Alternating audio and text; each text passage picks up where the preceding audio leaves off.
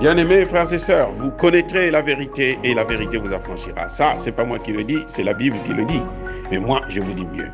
Vous connaîtrez la vérité historique, notamment celle de vos ancêtres kémites, et vous aurez une vision globale de ce que c'est que la vraie souveraineté politique. J'ajoute, vous reviendrez à la spiritualité africaine ancestrale et vous comprendrez les enjeux de l'indépendance économique.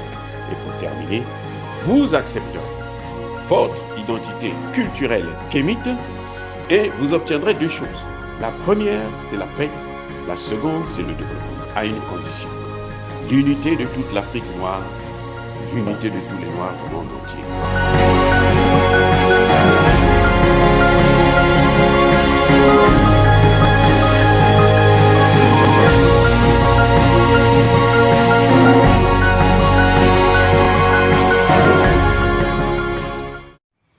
Otep à tous, bienvenue sur la chaîne des panafricanistes par essence, par conviction et par excellence. Celle des citoyens kémites par nécessité et obligation de combat. Nous sommes une chaîne qui n'est guidée que par nos ancêtres et rien que par les ancêtres qui appartiennent à l'égrégore du monde noir. Par conséquent, nous ne croyons en aucun Dieu venu de l'étranger. Toutefois, cette vidéo n'est aucunement destinée à inciter à la haine ou à la violence, car nous menons un combat qui est d'abord et avant tout spirituel, intellectuel et démocratique. Ensuite, il est politique, géopolitique et géostratégique. Contre l'impérialisme, le colonialisme, le néocolonialisme et l'endocoloniat, qui sont tous qualifiés de crimes contre l'humanité. Nous menons ce combat sur la base du principe fondamental que nous avons hérité de nos ancêtres kémites, qui est celui de la Mahat, c'est-à-dire solidarité, vérité et justice. Vous êtes donc en droit de connaître la vérité. Et nous avons l'obligation de vous dire la vérité, rien que la vérité, afin que justice soit rendue au continent africain. Et ça, c'est notre modeste contribution dans cette noble lutte en faveur de la souveraineté, la dignité, la solidarité et l'unité africaine. Ça, c'est ce que nous appelons le panafricanisme. Bien-aimés frères et sœurs, nous allons revenir sur le dilemme tchadien. Que se passe-t-il exactement au Tchad? À qui profite le crime? Qui est derrière ces manipulations? Qui a autorisé le massacre et qui a manipulé et provoqué ces massacres?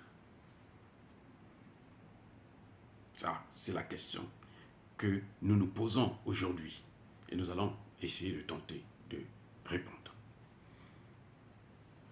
Eh bien, il faut d'abord connaître, je l'ai déjà dit à plusieurs reprises, parce qu'il y a des gens qui vont se dire que moi je soutiens Kaka Déby. Non, je ne soutiens ni Kaka Déby, ni Succès Masra. Non, je soutiens des idées, je soutiens une vision, je soutiens un mode de gouvernement, une gouvernance possible. Ceux qui sont derrière les massacres, ceux à qui profite ce crime, ceux qui ont provoqué, ceux qui ont manipulé la jeunesse et provoqué le gouvernement, ce sont les mêmes. Ils sont à la fois au four et au moulin. Kaka Déby est l'homme des Français, ce sont les Français qui l'ont mis là, vous le savez très bien. Les Français, après avoir tué le père, ils ont pris le fils, ils ont placé là pour assurer la transition. Les Français ont, après, avec les États-Unis et les autres, les pays européens, ils ont envoyé Moussa Faki pour venir reprendre le pouvoir lors du dialogue. Ça n'a pas marché. Moussa Faki est reparti la tête entre les cuisses. Et ils ont mis en place le mécanisme de déstabilisation de Kaka Déby parce que Kaka Déby ne répond pas à toutes les injonctions de ces mandants. Je vous ai déjà dit dans une de mes précédentes vidéos, les Occidentaux veulent installer une grande base militaire, comme ils sont en train de faire au Niger. Ils veulent cette base militaire au Tchad. Qu'il y ait les Américains, qu'il y ait les Français, les Allemands, les Portugais, les Italiens et autres, chacun, comme ils font à Djibouti, ils veulent tous avoir une base militaire là-bas dans ce pays, au Tchad. Ça, c'est le gros problème. La population ne veut pas de ça. La population ne veut pas des Français. Kaka Déby est incapable de prendre la décision pour chasser les Français et faire venir les Russes. Ça, c'est le problème. Le Tchad est un pays stratégique. À partir du Tchad, le Tchad est le pays qui fait la jonction entre l'Afrique de l'Ouest et l'Afrique centrale. L'Afrique du Nord et l'Afrique du Sud. En fait, le vrai Centrafrique, c'est le Tchad. Parce que quand vous êtes au Tchad, vous avez les pays d'Afrique du Nord, notamment la Libye, et vous avez les pays d'Afrique de l'Ouest, notamment, comment vous appelez ça là, le Niger et puis le Mali qui sont proches. Vous avez de l'autre côté, vous avez le Soudan, et vous avez le Cameroun, vous avez le Centrafrique, qui sont là, c'est-à-dire que quand ils sont au Tchad, là, ils peuvent déstabiliser tout le golfe de Guinée. Ils peuvent toucher toute l'Afrique. C'est ça là, le problème qu'il y a actuellement au Tchad. Succès Masra, quand il a, au commencement, là, quand il a eu des problèmes avec Idriss Déby, le père, le maréchal, vous savez où est-ce qu'il est allé se cacher? Il est allé à l'ambassade des États-Unis. C'est là-bas qu'il a passé des jours. C'est là-bas qu'on l'a protégé. Et les États-Unis ont imposé des négociations avec lui. Et oui, entre Idriss Déby et lui, les États-Unis l'ont fait. C'est l'homme des Américains. Mais c'est aussi l'homme des Français. Parce que vous le voyez sur RFI, France 24, ainsi de suite. Il intervient tout le temps. Parce que c'est leur homme. Vous savez, ces Occidentaux-là, ce qui compte pour eux, c'est leurs intérêts. Et ils ont une stratégie que je commence à comprendre un peu. C'est que on vous donne le pouvoir, comme ils l'ont fait avec Kaka Déby. On vous donne le pouvoir, mais on vous met un contre-pouvoir juste à côté. Au cas où vous ne répondez pas à tout ce que vous êtes obligé de faire pour eux, ils agitent maintenant le contre-pouvoir, qu'on appelle vulgairement opposition. On dit que c'est l'opposition, mais en fait c'est leur contre-pouvoir. Et ils ont maintenant comme Idriss Déby c'est un militaire, on lui met une opposition et puis une rébellion. La rébellion et l'opposition travaillent ensemble. Et oui. Et ils sont là pour faire croire à la population tout entière que c'est la démocratie qui fonctionne. Non, ce n'est pas la démocratie du tout. Les deux appartiennent, c'est le tabac de la même pipe, c'est le pain de la même farine. Ils appartiennent, ils sont dans les mains des Occidentaux. Et oui, c'est ça le problème. Ils sont dans les mains des Occidentaux. Donc, lorsque vous devrez savoir, chers frères et sœurs africaines, lorsque vous soutenez Succès Masra, en fait, vous êtes en train de soutenir indirectement les États-Unis d'Amérique. Vous êtes en train de soutenir la France, vous êtes en train de soutenir l'Allemagne, vous êtes en train de soutenir l'Union européenne. C'est comme en son temps, lorsque Guillaume Soro était en train de mener sa rébellion avec Alassane Ouattara. Lorsque vous soutenez la rébellion, Guillaume Soro et Alassane Ouattara, vous êtes en train de soutenir directement la France, les États-Unis et les pays européens. Jusqu'à preuve de contraire, quand Ouattara est venu, eh bien, on voit ce que ça donne. Il est en train de servir les intérêts des Occidentaux, au détriment des intérêts africains. Vous voyez, c'est ça le dilemme qu'il y a au Tchad. En Côte d'Ivoire encore, Laurent Gbagbo était neutre. Il n'était pas dans le club. Mais malheureusement, Laurent Gbagbo était seul. Il n'avait personne pour le soutenir. Il n'avait aucune puissance occidentale qui le soutenait. Aucune puissance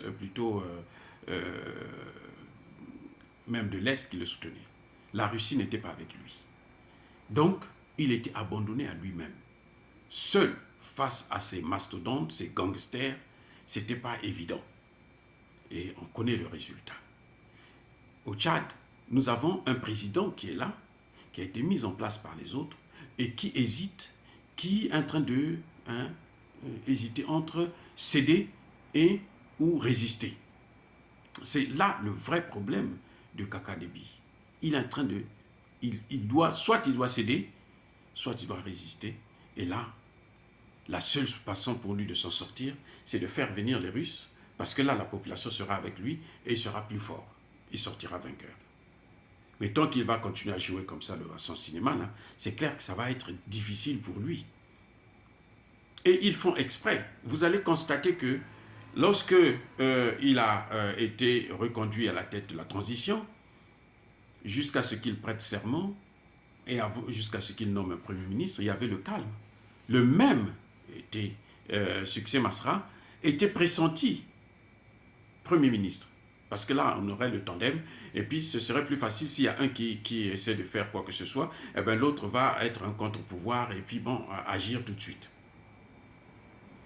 Idriss Déby est passé outre. Et vous allez remarquer que c'est le jour quand Kaka Déby nomme maintenant un Premier ministre qui n'est pas Succès Masra, alors là, ça explose. Et c'est ça qu'ils ont toujours fait. Ils prennent même des gros intellectuels de nos pays. Des gros intellectuels qui parlent bien, qui connaissent bien l'histoire du pays. Quand ils vous parlent, vous avez l'impression que non, ben ça c'est un demi-dieu qui est en train de parler. Mais au fond, il leur appartient. Il est là pour leurs intérêts. Vous savez qu'ils s'ingèrent toujours dans notre politique, dans nos affaires. Et c'est ça le grand problème. C'est pour ça que la démocratie ne peut pas marcher en Afrique. Il n'y a pas de démocratie avec l'ingérence occidentale. Et ceux qui s'ingèrent, ils ont des armes, ils sont plus forts. Ça, la démocratie, ce n'est pas une démocratie. Alassane Ouattara n'avait pas été élu, n'a jamais été élu. Eh oui, ce sont les Français et les Nations Unies qui l'ont amené au trône. Ils l'ont placé là, assieds-toi là, et puis fais ce que nous on te demande de faire. Et c'est ce qu'il est en train de faire, jusqu'à ce qu'il quittera. Même s'ils vont lui donner un mandat, 10 mandats, il ne fera pas grand-chose, ça va être la même chose que nous allons voir. Donc nous, aujourd'hui, dans le dilemme du Tchad, comment il faut faire pour s'en sortir? En tant que panafricaniste, moi, ce que je pense, je peux me tromper, c'est un débat que j'ouvre. Moi, en tant que panafricaniste, je pense que nous devrons faire pression sur Kaka Déby pour qu'il fasse venir les Russes pour contrebalancer les choses. Et pour qu'il ait la population avec lui. Mais tant qu'il va rester dans cette situation-là, ce sera l'instabilité totale. Eh oui, jusqu'aux élections. Et peut-être même les élections soit n'auront pas lieu à temps, ou bien elles seront bâclées. Si les Occidentaux sont plus forts, ils vont placer quelqu'un d'autre à sa place. Et la seule chose pour lui, pour qu'il s'en sorte, pour qu'il amène le calme, c'est de s'engager avec la Russie comme le peuple souverain le demande. Il signe des accords. Là, il va neutraliser Succès Masra, il va neutraliser la rébellion. Et il aura seulement en face de lui les Occidentaux. Ce sera plus facile de les gérer comme le Mali l'a fait, comme le Burkina Faso est en train de vouloir le faire. Sans ça, nous allons toujours mettre les mains sur la tête. Dire cela, c'est inciter à la haine ou à la violence. Non. Nous devons comprendre une chose. Il y a ma colère, il y a ma lembe. On doit débattre. J'ai donné mon point de vue. Maintenant, à vous de jouer. Entre-temps, je persiste et je signe. Soyez bénis par le Dieu des Kémites. Et que tous ceux qui persécutent les Africains, notamment les panafricanistes, qu'ils soient africains ou étrangers, tous ceux qui déstabilisent et pillent le continent africain, qu'ils puissent être foudroyés, écrasés, punis, maudits par le Dieu des Kémites et par nos ancêtres angélisés. J'ai dit et j'assume. Eux, ils marchent par la foi et non par la vue. Mais moi, je vous conseille vivement de marcher par la connaissance scientifique et historique, notamment celle de nos ancêtres kémites, par les cinq sens et par l'intelligence. À vous, Apia.